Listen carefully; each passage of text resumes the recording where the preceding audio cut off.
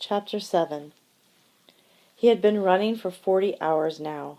Just as he left Draper's Crossing, he passed a cornfield that the attackers had tried to burn. Some ears of corn had been roasted.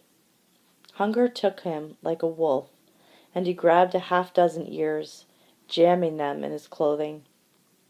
He ate as he walked, letting the sweet corn juice slide down his throat and into his stomach. The hunger was so intense that eating the corn made his jaws ache. The food made his belly or his body demand water. He hadn't taken time to find a well or where one was. When he came to a small creek, he stopped to drink. The water was muddy where the creek crossed the trail, so he moved off into the thick underbrush, 20 yards upstream to where the creek ran clear.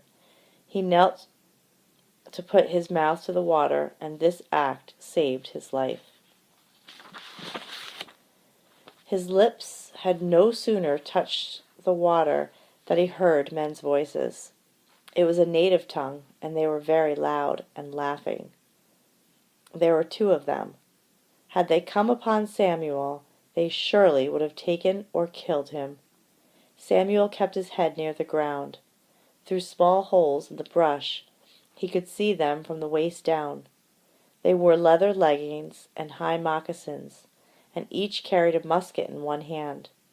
He could see the butts hanging down at their sides, and either a coopstick or a killing lance in the other. Both of the men had fresh scalps hanging on the shafts they carried. For the first time in his life, Samuel wanted to kill a man.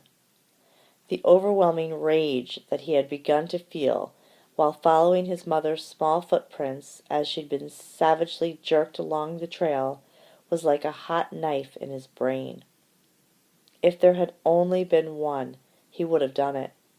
But he carried no tomahawk. All he had was a skinning knife, and his rifle fired only one shot. After that, the one he didn't shoot would turn on him before he could reload.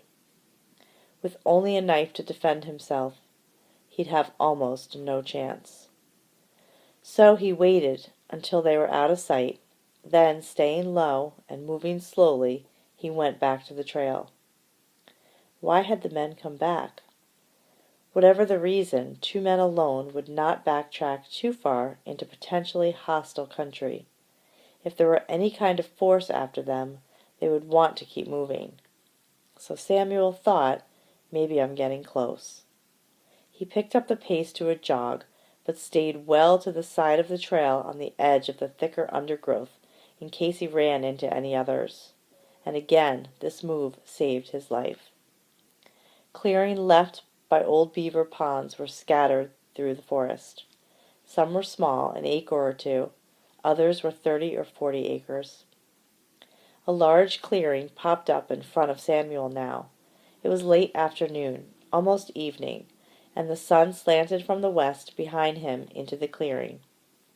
It was another stroke of luck. The clearing had been turned into a large encampment filled with Indians, some British soldiers in red uniforms, and, nearly a quarter of a mile away, freight wagons hooked up to horses. Samuel slid into the underbrush. He crawled farther back where he couldn't be seen. Unfortunately, he couldn't see either, and he squatted in the thick foliage and tried to remember what he'd seen. 3 wagons ready to go out, 10 or 15 soldiers, including 3 officers on horses, and 10 or 15 Indians. He shook his head. No, not so many soldiers. 7 or 8, and fewer Indians, 8 or 9.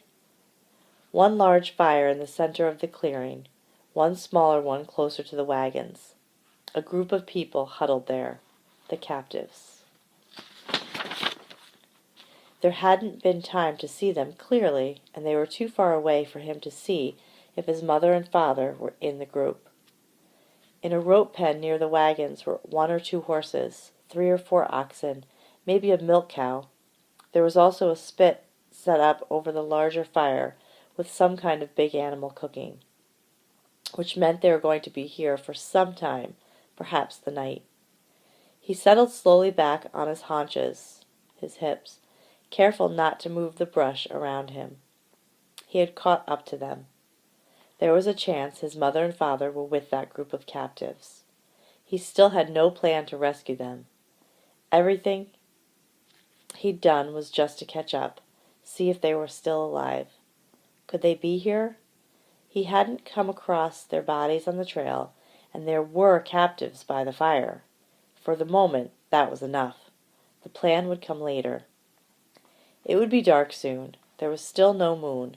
Now he was astonished that it had only been 40 or so hours since he'd returned from the hunt. His whole life, everything in it and around it, was different now, torn and gutted, and forever changed from all that it had been, and it would never be the same.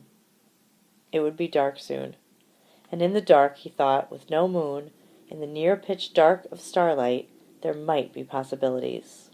He had no plan, but it would be dark soon. And just then, as he settled back to wait and think on some way to get to the captives without being discovered, the whole world blew up.